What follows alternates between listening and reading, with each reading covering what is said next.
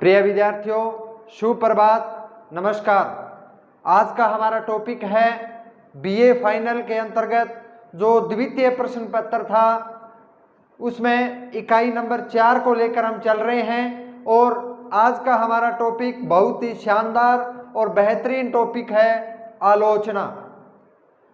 आलोचना शब्द को सुनते ही हमारे जहन में, हमारे दिमाग में ये आता है कि आलोचना की है किसी की कमियां निकालना होता है, जबकि हिंदी साहित्य के दौरान जो आलोचना जो शब्द है वो बहुत विस्तृत है। उसमें किसी व्यक्ति के गुण दोषों का वर्णन किया जाता है, उनका सम्यक परीक्षण किया जाता है।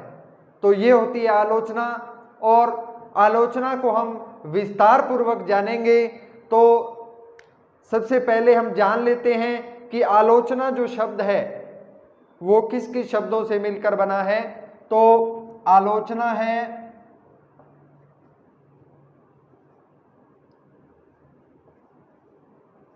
आलोचना में आ उपसर्ग है,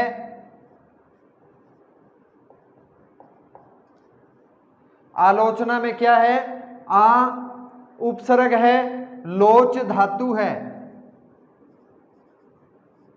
लोच धातु है और ल्यूट प्लस टाप प्रत्यय है,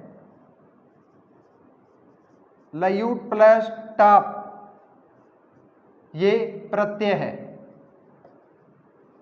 यानी आलोचना शब्द के अंतर्गत आ उपसर्ग है, लोच धातु है और लयूट प्लस टाप ये प्रत्यय है। तो इस प्रकार हम देखते हैं कि जो आलोचना जो शब्द है इसका व्युतिपरक जो अर्थ हम लेते हैं कि किसी वस्तु अथवा काव्य कृति को चारों ओर से देखना या उसका सम्यक परीक्षण करना। यानी इसका अगर हम सम्यक दृष्टि से तात्पर्य लें,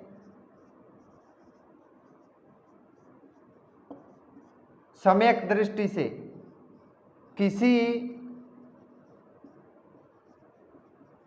काव्य या कृति को चारों ओर से देखना,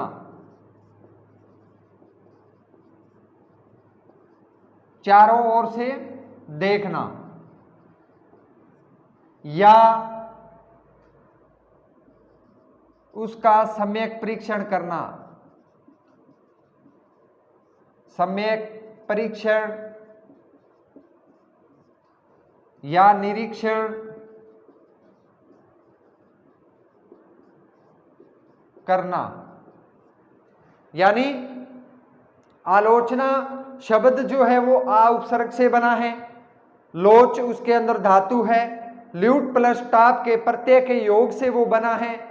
इस प्रकार आलोचना का जो अर्थ होता है, व्युतिपरक अर्थ होता है, वो है किसी काव्य कृति या किसी वस्तु को चारों ओर से देखना, उसका सम्यक परीक्षण या निरीक्षण करना। को अगर हम आगे और डिवाइड करें और उसको जाने तो जब किसी कवि की रचना का अवलोकन, यानी जब किसी कोई कवि, लेखककार, निबंधकार उस कवि की रचना का अवलोकन किया जाता है, उसको देखा जाता है, परीक्षण किया जाता है, यानी उसका अवलोकन किया जाता है, व्याख्या मूल्यांकन किया जाता है और उसके गुण दोषों का उद्घाटन किया जाता है, उसके गुण दोषों का उद्घाटन किया जाता है, उसे हम आलोचना, समालोचना या समीक्षा कहते हैं।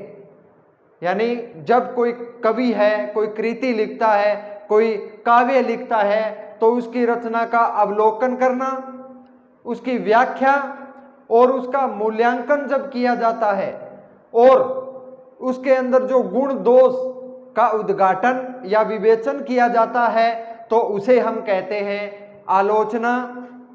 उसे हम आलोचना, समालोचना या समीक्षा कहा जाता है।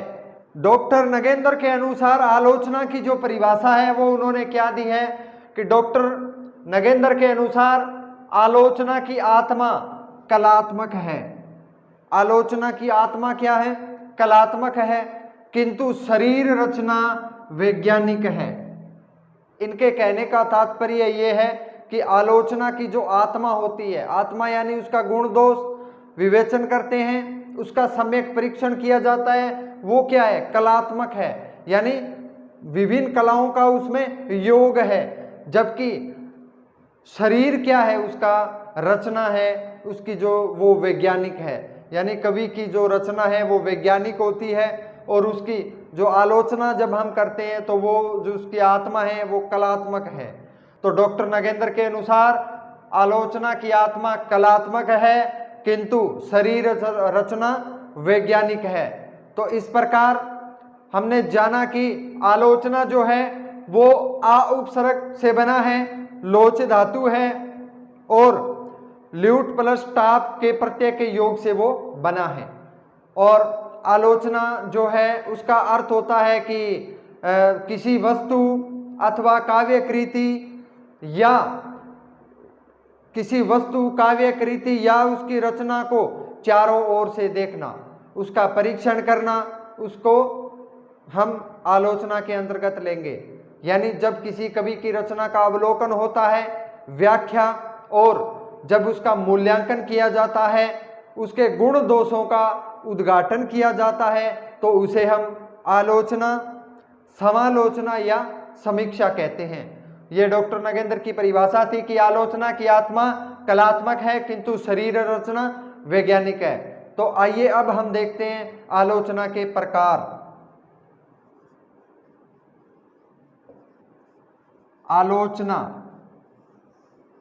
आलोचना जो है वो कितने प्रकार की होती है? वो होती है 2 प्रकार की। आलोचना 2 प्रकार की होती है। सैद्धांतिक आलोचना,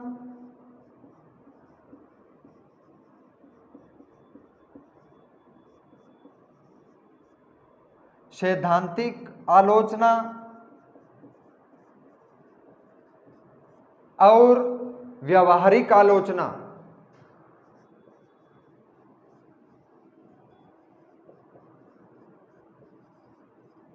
व्यावहारिक आलोचना यानी आलोचना जो है 2 प्रकार की होती है, सैद्धांतिक आलोचना और व्यावहारिक आलोचना। और व्यावहारिक आलोचना के अंतर्गत इसके बहुत सारे उपभेद भी हैं। इसके आगे 8 या 10 प्रकार के उपभेद भी मिलते हैं। उन सब का हम अवलोकन करेंगे, उसको हम जानेंगे, उसका निरीक्षण परीक्षण करेंगे कि कौन सी आलोचना किस प्रकार की होती है, सैद्धांतिक में क्या होता है और व्यावहारिक आलोचना में क्या होता है। अब हम बात करते हैं कि आलोचना के प्रकारों में सबसे पहला प्रकार जो रहा है वो है सैद्धांतिक आलोचना।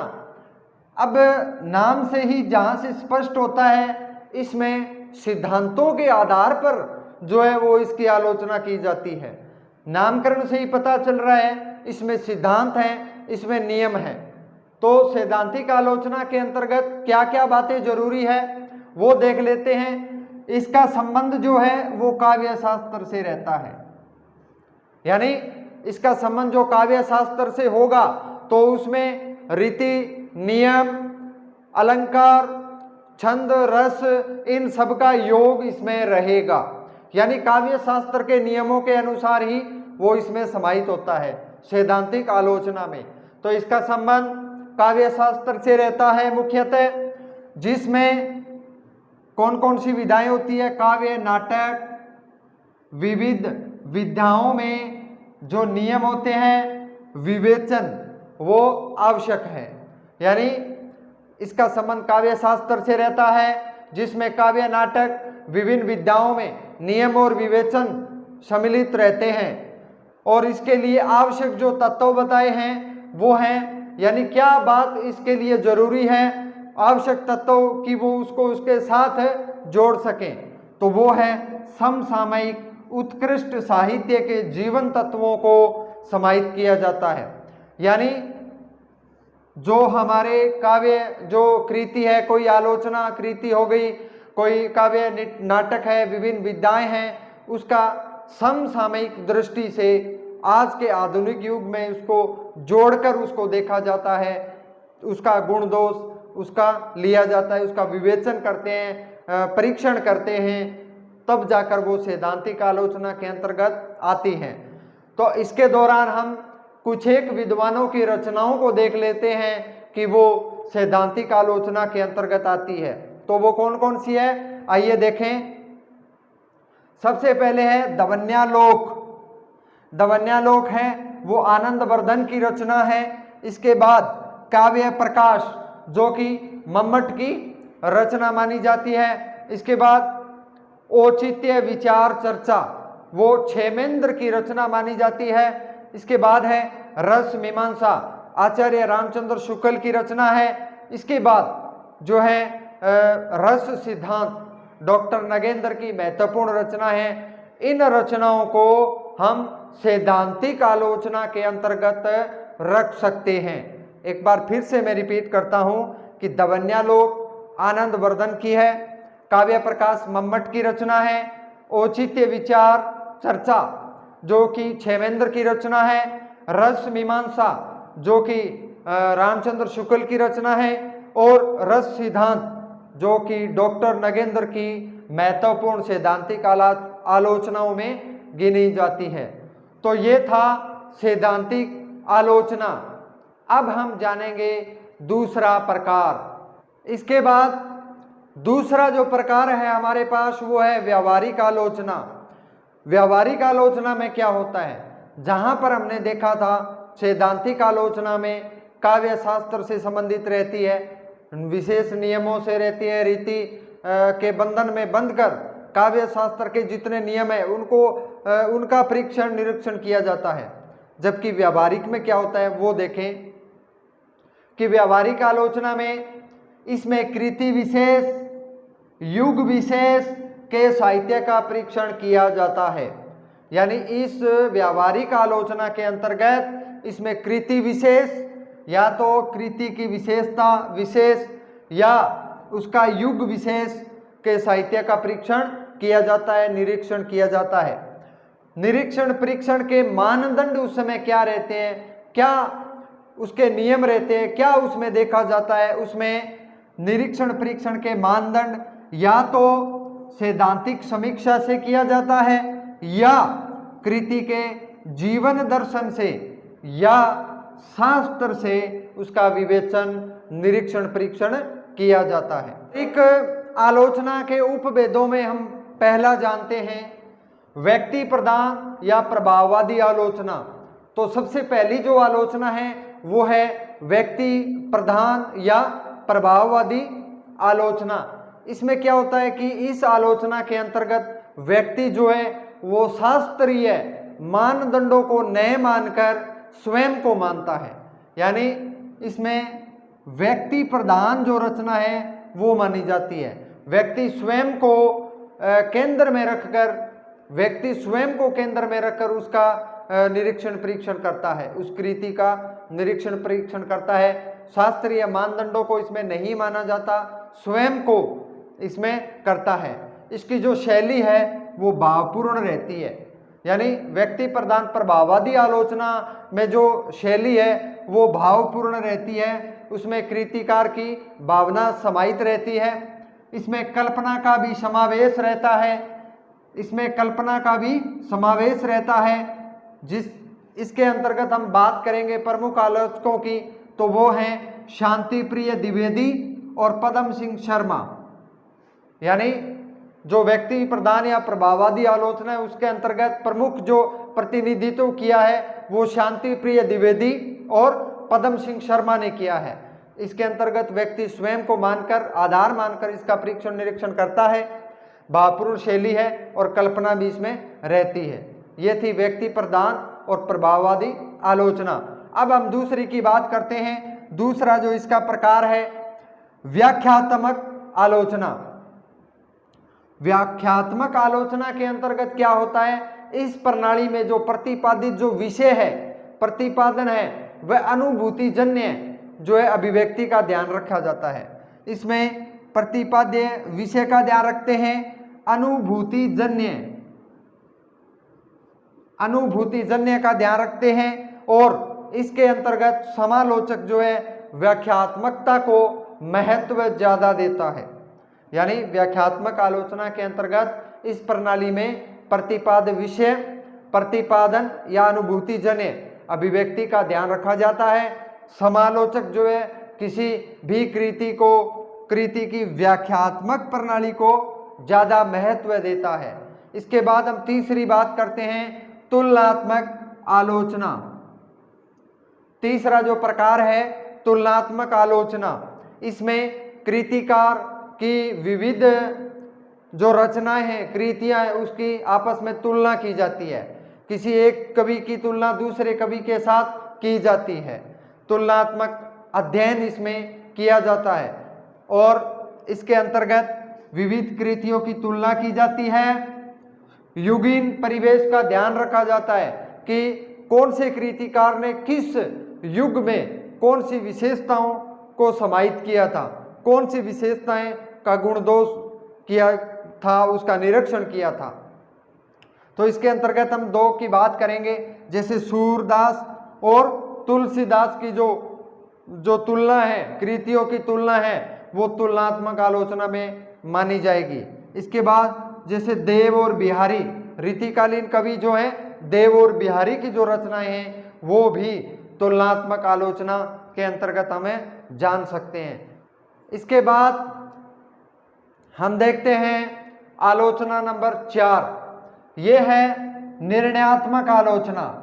4 नंबर पे निर्णयात्मक आलोचना। इसमें काव्य शास्त्रियों के सिद्धांतों के आधार पर गुण दोषों का विवेचन किया जाता है।